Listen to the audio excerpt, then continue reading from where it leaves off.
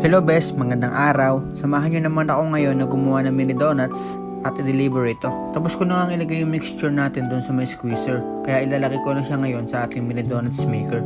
Medyo madami nga pala yung order natin ngayong araw. Kaya inagahan ko na yung paggawa para hindi ako magahol sa oras. At dito nagtunaw na agad ako ng milk chocolate kasi sa glaze siya yung pinakamatagal matuyo. Saka yung milk hindi siya kagaya ng chocolate. Kasi dito sa may milk chocolate kailangan ng mahaba-habang haluan para makuha mo yung magandang consistency. At yan kapag ganyan na yung kanyang consistency ay pwede mo nang i-dip yung ating mga mini donuts. At dito nag-umpisa na akong i-dip yung mga mini donuts. Solo gaming nga pala tayo ngayon kasi yung mga kapatid ko wala dito sa bahay. Tapos yung partner ko pumunta sa may school. At dito nagdalagay na ako ng toppings ng sprinkles pero nagkamali naman ako sa may Oreo kasi nakalimutan ko siyang i-dip agad sa may Oreo bago ko ipatong dyan sa may lagayan natin. Kaya yun nangyari, tinanggal ko para ibalik uli. At dito nga pala bes, naubusan na naman tayo ng almond. Kasi almond talaga yung palagi na-order sa atin ng ating mga customers. Kaya yung ginawa namin ni Michelle nung naubusan kami ng almond ay gumawa na lang kami ng chocolate drizzle. Para yung drizzle na lang yung gagawin namin toppings sa mga donuts na walang toppings. At nung natapos na ako sa ating mga milky donuts ay ginagawa ko na rin itong ating mga choco donuts. At dito bes, medyo maayos na yung ating paggawa ng choco Oreo. Hindi na kagaya ng milky Oreo na kagaya ng kaganina. Kasi doon nakalimutan ko siyang i-dip sa may Oreo kaya ayun tinanggal ko ulit para i-dip siya sa may Oreo. At dito naman bes, yung drizzle natin dito ay same process lang din kagaya ng sa milk. At dito bes, meron sa atin nag-order na puro drizzle lang yung kanilang mga toppings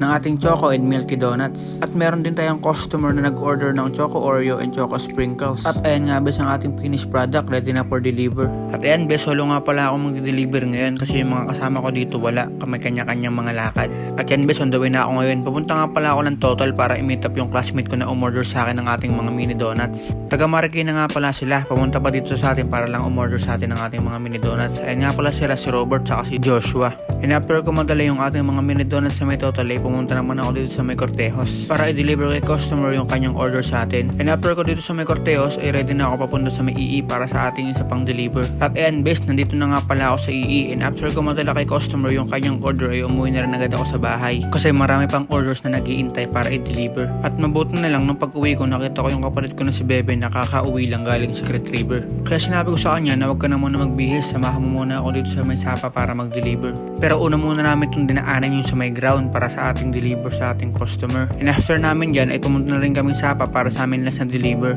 Itong donut nga pala na to ay para kay Ate Sire. Salamat nga po pala kay Ate Sire sa walang sawang pag-order sa amin ng ating mga mini donuts. Yan po pala yung kanyang orders. 3 orders po ng assorted mini donuts. At yan na okay na, natapos na yung ating mga deliver. Pero nung uuwi na kami, meron pa sa amin isang tumawag. Nagtanong kung meron pa kaming available na mini donuts. Kaya sabi ko, yes po, meron pa naman po. Buti na lang palagi kami meron pa sobra para sa mga customer namin na makakasalubong namin. At tapos bilaang o order. Kaya nung pag uwi namin ni Bebe, kinuha ko agad yung order niya tapos i-deliver ko na agad sa kanya. At ito nga po pala yung kanyang order, 2 orders po ng assorted. Tapos nakita ko dito si Jacob, grabe napakakulit. At nung natapos na po lahat ng delivery, uuwi na po ako para po medyo makapagpahinga. Sa mga umo-order po sa amin, maraming salamat po sa inyong suporta, sa walang sawang pag-order sa amin ng aming mga mini donuts. At sa mga tao po na palagi sumusubaybay sa amin, maraming salamat po.